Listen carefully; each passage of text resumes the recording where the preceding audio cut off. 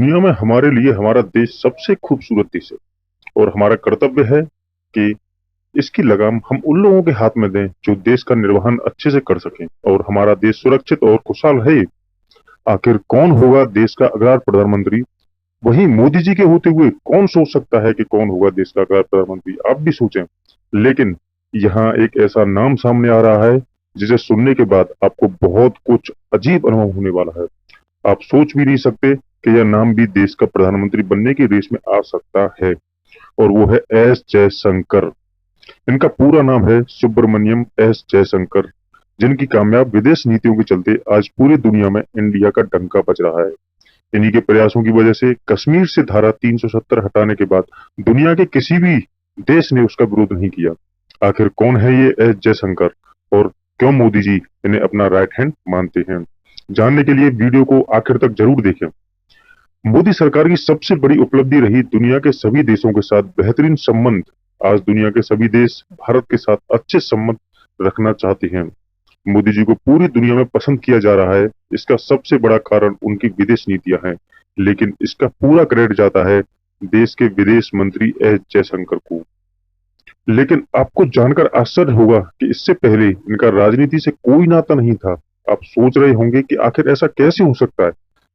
वैसे तो एस जयशंकर की फैमिली तमिलनाडु से है, लेकिन इनका जन्म 15 जनवरी 1955 को दिल्ली में हुआ था। एस जयशंकर के पिता का नाम सुब्रमण्यम है। एस जयशंकर की माता का नाम सुलोचना। एस जयशंकर के पिता एक आईएएस ऑफिसर थे। उन्हें father of Indian statics thoughts भी कहा जाता है। एस जयशंकर को फ्यूचर स्टडी बनाने की स्किल्स उनके पिता से ही मिली होगी। एस जयशंकर ने अपनी स्कूली शिक्षा दिल्ली के कैम्ब्रिज स्कूल से पूरी की। इसके बाद उन्होंने दिल्ली विश्वविद्यालय के सेंट स्टीफेंस कॉलेज से बीए की डिग्री हासिल की। बीए की शिक्षा लेने के बाद जयशंकर ने जवाहरलाल यूनिवर्सिटी से राजनीति में शास्त्र किया।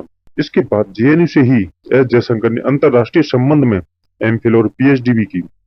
हाई कोर्ट ने एस जयशंकर के जेएनयू में एडमिशन लेने के पीछे एक बड़ी मजेदार कहानी बताई है।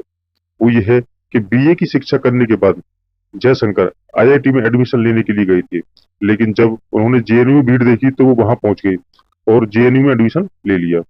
और जब जयशंकर के पास इतनी सारी डिग्रियां थी तो उनके लिए नौकरी मिलना कोई मुश्किल बात नहीं, वो भी 70 के दशक में।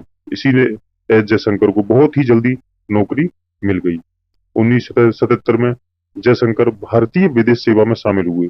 सोवियत संघ के विघटन के दौरान एस जयशंकर ने मॉस्को और श्रीलंका में भारतीय सेनाओं के शांति मिशन के दौरान काफी अच्छा रोल प्ले किया था।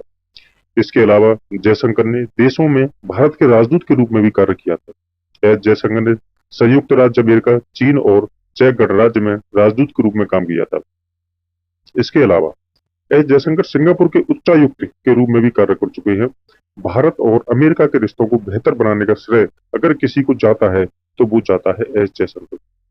इसके अलावा एस जयशंकर के नाम चीन में सबसे अधिक वक्त तक राजदूत बनकर काम करने का भी रिकॉर्ड शामिल है, और इसीलिए आज भी चीन से जुड़े हर मुद्दे पर उनकी राय बहुत अहम मानी जाती है।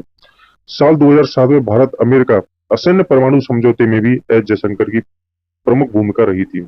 साथ ही भारत और अमेरिका के बीच देवयानी खोबरागड़े विवाद को सुलझाने में भी जयशंकर ने योगदान दिया। एस जयशंकर के जीवन का एक और बहुत ही इंटरेस्टिंग किस्सा, एस जयशंकर ने अपने पूरे सेवा काल में दुनिया के लगभग सभी महत्वपूर्ण देशों में काम किया है, इसलिए उन्हें हर देश की नीतियों की अच्छी समझ है।